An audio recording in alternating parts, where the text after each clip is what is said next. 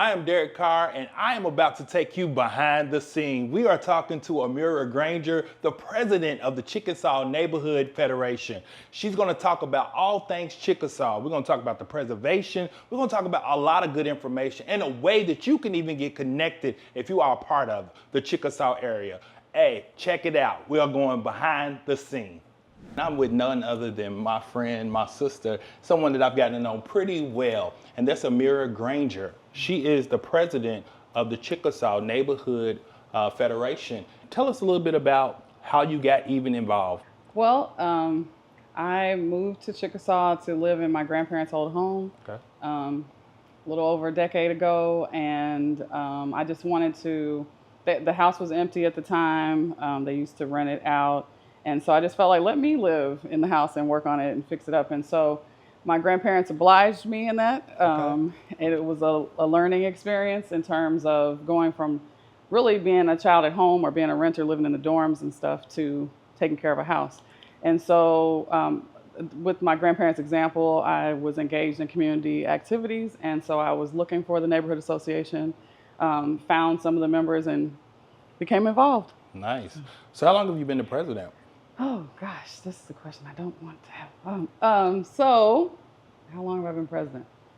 Well, we've had some ups and downs. We've had long stints of different presidents. Most previous president was Donovan Taylor. Okay. And then we kind of were headed towards the pandemic, and I had taken the presidency around that time. And so, in these recent years, we've been working to build up our attendance again, just from engagement in general, the challenges of just engagement with neighborhood groups, but then also with the pandemic, it really kind of, hurt people coming out. So now we're getting back to that good number. All right, cool. So we're here to talk about the preservation, and I know a lot of people have questions and they want to know what that even is. But I know you all did something great a month ago, and you stood before the Landmark Commission and you presented the Chickasaw's case to become a preservation district. Tell us a little bit about what makes Chickasaw historically and culturally significant, not just to Louisville, but to Black Louisville. Okay. And what do you fear could be lost without preservation? Okay. Well, I will say, we recently got historic distinction too. Okay. And so there was a committee of several neighbors and entities from the city. The city had gotten a grant to pursue the national designation. And so worked with us, and so we helped to select the researcher who would do the overall study of the neighborhood. So there is a massive compilation of historic detail related to Chickasaw specifically. Rory Krupp is his name, the researcher, so shout out to Rory. He handled our neighborhood with care and concern, and that was part of the reason we picked him as a researcher. So we were able to gain historic status. Yay.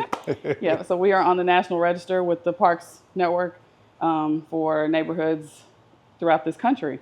From that, we decided that we needed more to try to ensure that our legacy and our history and our vibe of our neighborhood has some teeth, for lack of a better word, but some way to protect the architecture as well as the stories that lend to different spaces in our neighborhood.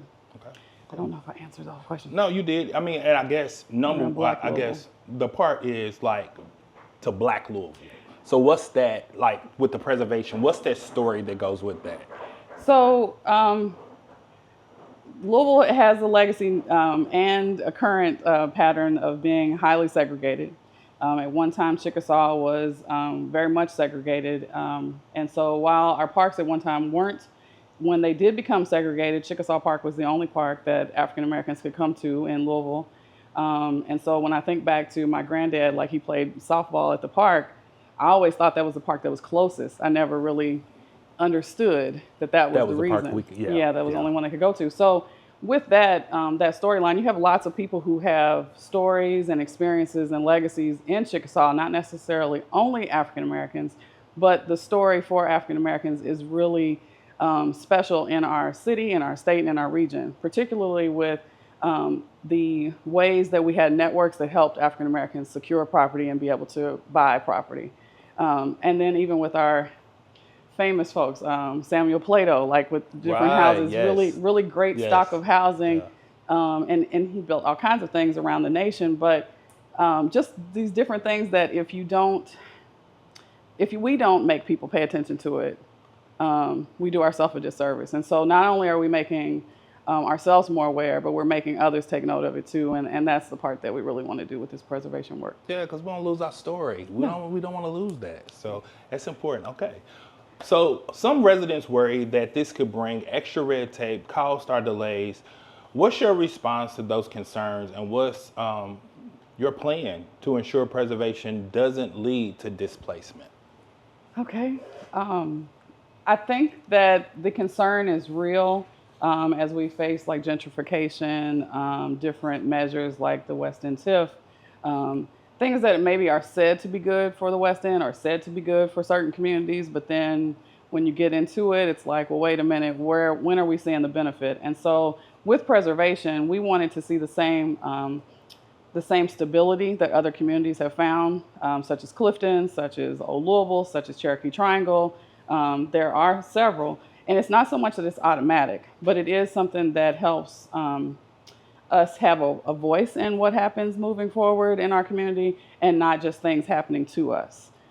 With the development that might come from outsiders, even development from folks that live in the neighborhood, we want to make sure that folks who maybe have more money, folks who maybe have not as much money, are able to come to the table and say, this is the vibe, this is the character of my neighborhood, and I want to honor that and maintain that. It's not to make it a time capsule. Everything doesn't have to keep looking the same. Right, correct. But we can be innovative and still not make you come outside and not recognize where you are anymore.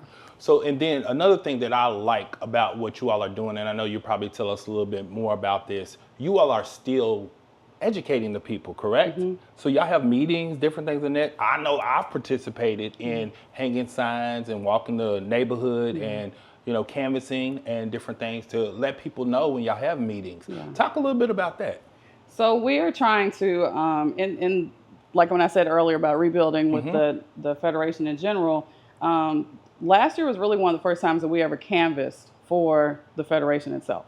Like we had made calls, we've had emails, kind of the old school methods of reaching neighbors. But it was like, we need to actually talk to people. And you can't just do, not that emailing is bad, but sometimes that's a little lazy. You're going to have to get out there and knock doors and talk to people person to person. Because sometimes we just don't read. let's just be honest. Sometimes we just don't read. So, and people get a lot of emails. And it's like, which one do you pay attention to? Which one is the one you want to respond to? And then also, it's about relationships. A lot of people have, with the pandemic, a lot of people have been isolated and are yearning those greater connections to come back. And I think with us knocking doors, we've found different people who have great stories to share and also who are passionate about this type of work as well. So we had some canvassing material that we had developed specifically to educate people just around preservation. We didn't want to scare anybody too much. We had different meetings we tried to announce, and we're going to do that some more. We're trying to even expand from that and do like yard parties, try to have, just more activities that are fun, but you still talk about a little bit of business in them so people don't feel like that's something for folks over there. So folks can come wherever they are from whatever vantage point or understanding they have to share their information and their questions so we can work together. Cool. Okay, so next question. If the preservation district is approved by the Metro Council, what specific changes will homeowners see, and how will that be supported in navigating, those changes? So like you said earlier, we're still all learning and we're still working on this. So nothing is set in stone. Okay. This is something that neighbors will come together and work on what the guidelines will be. So as I mentioned, those neighborhoods, Clifton and Cherokee Triangle, they have their own set of standards that are for them. Okay. So what we might have in our mind about, I don't want to be like Old Louisville, I don't want to have the headache that we think that Cherokee Triangle has, that's their issue. And so for us, we get to say if we want a certain type of fencing, for example, chain link fencing, that's allowed in Clifton, probably would be something we would be okay with, but that's not something that some other neighborhoods are okay with. Okay. So we have the flexibility to shape what our guidelines would be like. In terms of how quickly it would take effect, it depends on the age of your house. So if your house is 50 years old or older, then it would be considered historic. So there's certain structures that aren't that old and wouldn't have to necessarily, pretty much everyone would be kind of grandfathered in as to where they are. the hope is that they would either try to restore it to more of a historic look or build in a way that respects the look of the street or the look of the area. Okay, cool. All right. What are the top 3 benefits you believe residents will see in the first 3 to 5 years if this is approved? What did you say one more time? No worries. What are the top 3 benefits you believe residents will see in the first 3 to 5 years if this is approved? I think even though it's not related to a building or a structure, I think one of the top benefits will be greater connectivity and greater pride, because we're learning more about what has happened in this neighborhood. We're learning more about who has lived in this neighborhood, ran down the street, or worked out in the park, things like that, which makes, I think, young people as well as those who maybe were contemporaries with those legacy figures, it warms us up. I think so often we have people criticize the West End. Yeah.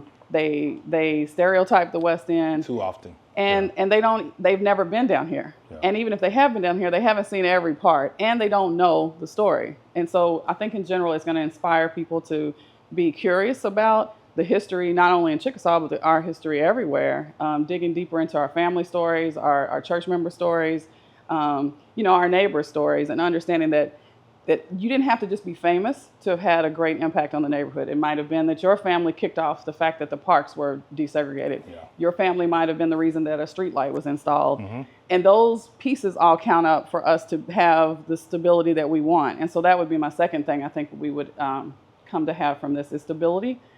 Clifton found great stability in that. A lot of these neighborhoods that are preservation districts were, I'm told, because I was a wee lass, or maybe not even on the planet. But at the time, they were in a rough space. And so when they became preservation districts, they said they found greater stability in doing so in terms of stabilizing their housing prices and also stabilizing the look and the units that were in their neighborhoods. So, I think I named two. No, I actually appreciate that. So I did have a couple questions, and I want to go back a little bit. Okay. So let's talk about how long it's been since the preservation district has been attempted, and how it happened, with the historic nature of the project and for the West End. So talk a little bit about that, because this is not just an overnight process. So let's talk about that. So it has been about 23 years since a neighborhood has pursued local preservation status. And so that's the big official name. But Clifton was the last neighborhood that was able to secure that status. I think at the same time that they tried, Russell neighborhood was also pursuing it. The rules were different. Maybe what they went through, obviously 20-something years ago is a whole different set of people running the city. Yeah. A lot of different people that were maybe engaged in their process. And then just things we just can't even imagine, the documentation that they needed. The good thing that we have on our side is that we had the historic project that happened before. So we have that documentation and we have that research already there that helps our application be even stronger. Something that Russell and Clifton had to do on their own. And I think I forgot a part of your question. With that, there is no other preservation district in the West End.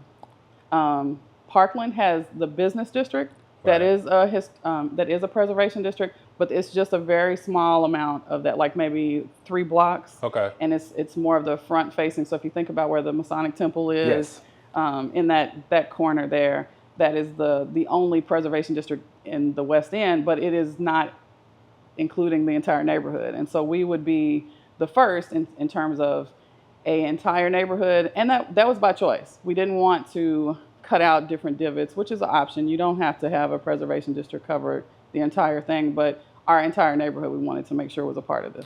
So how did you feel when you got the unanimous vote with the Landmark Commission? How did that feel? So I would say I was shocked. I don't want to say that it was a shock in that moment, but it built up to that moment. As we presented, I was watching, the body language and facial expressions of the commission. And when it came down to the vote, we had heard from different folks about some that were kind of difficult, that might not be agreeable to our efforts. And so to hear that, in favor, in favor, in favor, and then for it to culminate in all of them unanimously, and then just I think their recognition of a community standing up in ways that we don't often get credit for standing up. And so it was really a heartwarming moment. And I felt like all the work that we had done leading up to that point, it did matter. It did pay off. And you all have started to build something in Chickasaw, and it feels special, and it finally feels like we're being a part of something. Seeing you all clean up. I've grabbed trash bags. Donald and drugged me along the way too to be a part of it. Because, again, we're doing this interview, but we're in Chickasaw. This is my home. So this is our home. And we're in Chickasaw. You all have done a great job. So the last question I really want to ask is, when you imagine Chickasaw in 10 to 20 years from now, what do you hope this preservation effort helps make possible? And who do you hope still lives there? So, and down the road, I hope that this preservation project inspires and really lights a fire under many of us to not tolerate mediocrity. I think that sometimes we see, and we have all who've lived down here for a long time or maybe come to the West End, we've seen absentee landlords, we've seen properties where people did not maintain it. And that is not just a singular thing. That has ramifications in so many ways that makes people view what this whole area is. And so I think about one particular place and how I, for so many years, thought there was nothing we could do about that. That's just the way it is. But that's not true. And so I think in down the road, what I would see is that fire is lit, that we don't let that kind of stuff happen, not in our neighborhood. So different than that NIMBY, like not in my backyard. That's not going to be in our backyard anymore, where if you're outside landlord or if you own a property and you're not doing things with it, there's one thing to engage and do the work to improve upon it. And that's another thing to be absent and not do anything. And we can't let that happen anymore. I see us working harder to get and secure maybe funding for those who maybe don't have the means to make improvements on their house so they can do some exterior things that they might have dreamed of doing, but they just feel like it's a barrier. We want to help people connect with different grants or different, low interest loans that maybe could help somebody get to that place. I see us having greater connectivity with our neighbors in terms of working to pursue that with the digital divide, helping folks with the different applications that they might need. And then I think in terms of the architecture and the legacy, more documentation around our stories and documenting our history, but also I think more education where we know these things happen on my street, these things happen on my block, these things happen in my neighborhood or in my area, and they are worth celebrating. And it's not that they are worth celebrating because someone else said so, they're worth celebrating because we decided to make it so. Absolutely. Well, last thing, I know it's a huge feat that you all handle and do, and this responsibility of being with Chickasaw and being over this, and you need help. So if someone's listening or watch this and they're in the Chickasaw neighborhood, how do they get connected? What if somebody wants to be a part of you all's group? So we are working on some other outreach methods, but right now we have email and social media. So we are on Facebook and Instagram at Chickasaw 502. Our email is the same, chickasaw502@gmail.com. We meet quarterly, but we'll probably be adding to those meetings because of the nature of this project and then other ideas that have come forth. We're looking to add some more meeting dates throughout the year, and then also some more community activities. So definitely if you can check us out on social media or just send us a message, we'll add you to our list and try to be in touch in that way. We also, for those who maybe have questions about the preservation effort, at the Shawnee Branch Library, which is housed in Chickasaw, but that story is another thing for another day. But at the Shawnee Branch Library, we have 2 binders there with information that folks can check out to look at comparisons of different guidelines, just to kind of have that idea, but also some of the different items that we've canvassed are in that binder. So it's just a way that if you're not an electronic kind of person, folks can go to the library and just have that reference binder to check out and look at. You can't take it home, but you can look at it there. And I think from there, I don't know, we have an event coming up. I know maybe by the time this airs, it'll be over, but we'll have more events where we want to inform people of financial options available to them, to talk about code enforcement and different concerns that people may think are related to preservation, but they're just general kind of homeowner or just expectations of any dweller in the community. But yeah, we'll have just more events to invite people to. Sounds good. Well, you heard it here. Thank you so much, Ameerah, for sitting down with me and having this conversation. We talked all things Chickasaw today. Thank you for all the hard work. We just want to let you know that we see you, we appreciate you, and what you're doing and the effort that you're leading. So thank you so much for sitting down with me. And you heard her here from behind the scene. Again, I hope you enjoyed that story. That was great. It was great to see Ameerah behind the scene to talk about Chickasaw and to talk about the West End is still the best end and how we can do so many things with our neighborhood. And stay tuned for the next time we go behind the scene.